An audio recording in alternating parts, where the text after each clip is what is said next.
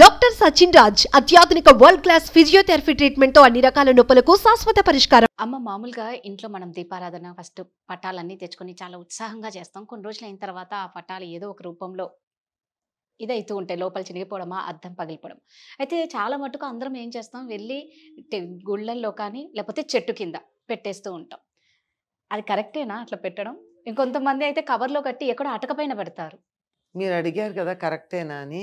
అడగడంలోనే తెలుస్తుంది మీకు కొంచెం డౌట్ ఉందని. డౌట్ ఉంది. అంతే కదా, కరెక్ట్ కాదేమో అని డౌట్ ఉంది కదా, అదే కరెక్ట్. అంటే మీ డౌటే కరెక్ట్, కరెక్ట్ కాదు అన్నదే కరెక్ట్.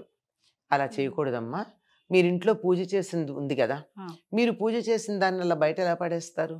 మీరు ఎందుకు పూజ చేస్తారు? అది చాలా విలువైనది, పవిత్రమైనది, మనకేదో ఉపయోగపడేది, దానివల్ల మనకేదో మేలు జరుగుతుందని కదా పూజ చేశారు. అట్లా పూజ చేసినటువంటి దాన్ని పనికిరాని చెత్తలాగా, కాళ్ళు తుడుచుకునే పట్టాలాగా, చిరిగిపోయిన చెప్పులాగా అలా బయట పారేస్తారా? తప్పు కదా. ఆఖరికి దేవుడికి పెట్టిన పూలే మనం అలా పడేయమే. ఆ పూలు ఎండిపోతే కూడా తీసుకెళ్ళి ఓ చోట పెట్టి, తర్వాత తులసి మొక్కలోనో పూర్వం ఇది ఉండేది, పొట్లపాదులు ఉండేవి, వాటి దగ్గర అశుచిగా ఉన్నవాళ్ళు వెళ్ళరు కనుక వాటి మొదళ్లలోనూ వేసి అలా చేసేవాళ్ళం, ప్రవహిస్తున్న నీళ్లల్లోనూ. అట్లాంటి పూజించినటువంటి పూలని అట్లా చేస్తే, పూజ చేసిన పూలని, ఆ పూలతో ఎవరిని పూజించామో ఆ దేవత యొక్క మూర్తిని అలా పడేయడం సరైనటువంటి పద్ధతి కాదమ్మా. అట్లా చెయ్యకూడదు. దేవాలయాల్లో తీసుకెళ్ళి పెట్టేస్తారు. వాళ్ళు మాత్రం ఏం చేస్తారమ్మా, ఈ విగ్రహాలన్నీ దేవాలయం చెత్తకుండీ కాదు కదా, మనకి పనికిరాని తీసుకెళ్ళి అక్కడ పెడితే, మీకు పనికిరాదనే కదా అక్కడ ఇచ్చారు. మీకు పనికిరాందని ఇచ్చారంటే దేవాలయాన్ని చెత్తకుండీలా భావించినట్టేనా? ఆలోచించండి.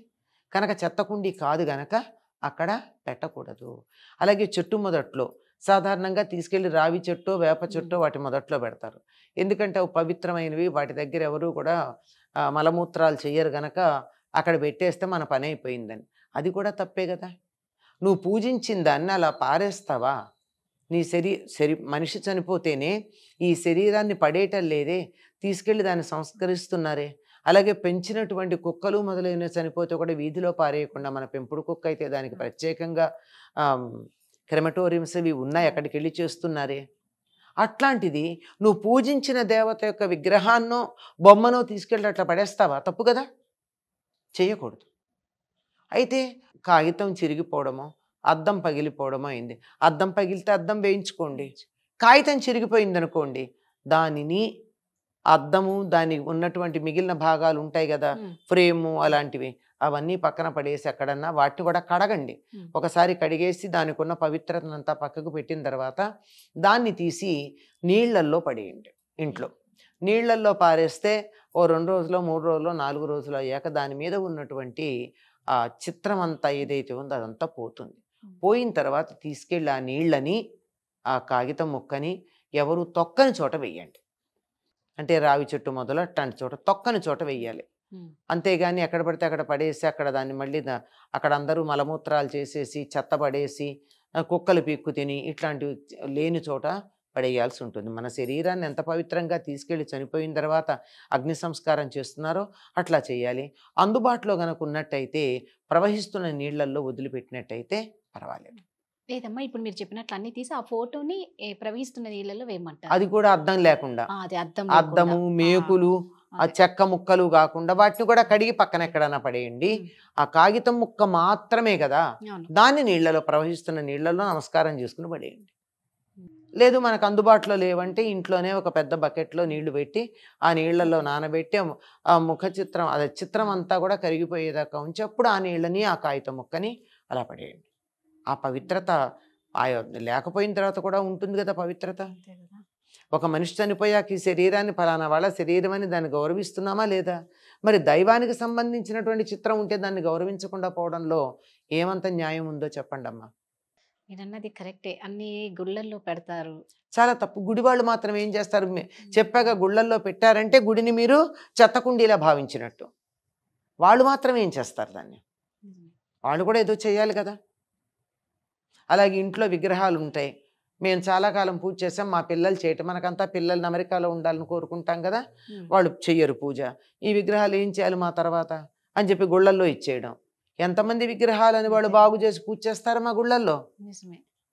విగ్రహం ఇచ్చేస్తే అయిపోలా, ఏదైనా విగ్రహం ఇస్తే ఒక ఏడాది పాటు దానికి ధూపదీప నైవేద్యాలు పెట్టడానికి కావాల్సిన సొమ్ము ఇవ్వాలి. అవి ఇవ్వకుండా విగ్రహాలు ఇచ్చి నువ్వు చూసుకోమంటే పని పాట లేదా? అంటే ఇప్పుడు మామూలుగా విగ్రహం మనం పటాలు అయితే ఇట్లా చేస్తాం, విగ్రహాలు అయితే మీరు అన్నట్లు అక్కడ ఇచ్చి మనం ధూపదీప నైవేద్యాలకి సొమ్మిస్తే సరిపోతుంది. ఎక్కడ చేస్తారమ్మా? ఎక్కువ మంది ఇస్తే ఎన్ని విగ్రహాలు అదే వాళ్ళు అది విగ్రహాలు నల్లబడకూడదు, వాటిని పులికాపు చేయాలి, బాగు చేయాలి. ఎంత ఎంత చేస్తారు? అసలు విగ్రహాలు పెట్టుకోకండి ఓపిక లేనప్పుడు.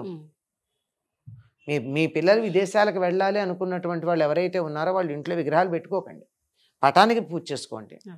ఏదన్నా పండగల్లో చేయాలంటే పసుపు గౌరీదేవిని వినాయకుడిని చేసి పూజ చేసుకోండి, అయిపోతుంది. రైట్, మీరు అన్నట్లు దాన్ని మనం చేయగలిగితేనే ఉంచుకోవాలి. కొత్త వ్రతాలు, కొత్త నోములు మొదలు పెట్టే వాళ్ళు కూడా అదే చెప్తా. మీ తర్వాత మీ పిల్లలు ఎవరన్నా కొనసాగించేటైతే చెయ్యండి, లేకపోతే పక్కింటి వాళ్ళ ఇంట్లో చేసుకుంటే వీళ్ళు దండం పెట్టుకోండి. నిజమే కదా అమ్మ. ఇప్పుడు మామూలుగా విగ్రహాల గురించి మనం మాట్లాడుకుంటే వంశపారంపర్యంగా పూజా విధానం ఉంటుంది కదా వాళ్ళకి. అది లేనప్పుడు వంశపారంపర్యంగా ఇప్పుడు మీరు ఇందాక అన్నట్టు ఎక్కడో స్టేట్స్ లో ఉంటే వాళ్ళ పరిస్థితి ఏంటి? అవును, మా తాత ముత్తాతల నుంచి వచ్చింది. మా అత్తగారు చేసుకున్నారు, వాళ్ళ అత్తగారు ఇంకా వాళ్ళ అత్తగారు కూడా చేసిన విగ్రహాలు ఉన్నాయి, చిన్న చిన్నవి, పెద్దవి ఉండవు సాధారణంగా. అవి వచ్చాయి, నా దాకా వచ్చాయి, నేను చేసా. నాకు చేసేవాళ్ళు లేరు అనుకుందాం, పిల్లలు లేకపోవచ్చు, ఉన్నా చేసేవాళ్ళు కాకపోవచ్చు, ఈ దేశంలో లేకపోవచ్చు, అనేక కారణాలు ఉంటాయి. మరి ఏం చేయాలి వాటిని అంటే దీనికో మార్గం ఉంది. కొత్తగా పెళ్ళవుతున్న అమ్మాయిలు ఉంటారు కదా, అమ్మాయిలు అబ్బాయిలు ఎవరైనా సరే పెళ్ళయ్యే వాళ్ళకి మీకు ఎవరికన్నా పూజ చేసుకునే ఉద్దేశం ఉందా అని అడిగి మీరు వాళ్ళు కొత్త విగ్రహాలు కొనుక్కోకుండా మీరు పూజ చేసిన విగ్రహం ఇస్తే వాళ్ళకి మంచిది. ఒక 100 ఏళ్లుగా పూజలు అందుకున్న విగ్రహం మీరు పెట్టుకుంటే మీకు మంచిదని వాళ్ళకి ఇవ్వండి, దాంతో కొంచెం సొమ్ము పెట్టి ఇవ్వండి. అది అలా చేస్తే ఏమవుతుంది, వీళ్ళు నా వంశపరంపరకి చెందిన వాళ్ళు కాకపోయినా ఈ పూజ వాళ్ళు చేసుకుంటారు ఈ విగ్రహంతో. అది ఎక్కడో పారేసి అనాథాశ్రమంలో అమ్మా నాన్నలను పడేస్తున్నాం, మరి విగ్రహాలను కూడా ఎక్కడ పడేయాలి? వాటిని కూడా అనాథాశ్రమాలు పారేస్తామా? తప్పు కదా. అందుకని అలా ఎవరైనా పూజ చేసుకుంటాము అని కుతూహలం ఉన్నటువంటి వాళ్ళకి ఇవ్వండి. అది కూడా కొత్తగా పెళ్ళైన వాళ్ళకి ఇస్తే కనీసం 40 ఏళ్ళో 30 ఏళ్ళో చేస్తారు. నా వయసు వాళ్ళకి ఇస్తే అట్లా పనికిరాదు. అందువల్ల కొన్నాళ్ళు చేస్తారు అని నమ్మకం ఉన్నటువంటి వాళ్ళకి అలాంటి విగ్రహాలు ఇస్తే వాళ్ళకి మంచిది. మీరు ఎంతో కాలంగా ఎన్నో సంవత్సరాలుగా పూజ చేసి ఇచ్చినటువంటి విగ్రహాలు కనుక వాళ్ళకి మేలు కలుగుతుంది, మనకు కూడా విగ్రహం పూజ లేకుండా పోతుంది అన్నటువంటి బెంగ ఉండదు. ఇదొక పద్ధతి అమ్మా. బాగుందమ్మా. మీరు అన్నట్టు ఏంటంటే పూజ ఆగిపోకుండా ఉండడం కావాలి. ఆ విగ్రహానికి ఇన్నాళ్ళు చేసాం, ఇప్పుడు లేకపోతే నిజమే. అదే చాలా చక్కగా చెప్పారమ్మా, ధన్యవాదాలు. నమస్తే అమ్మా.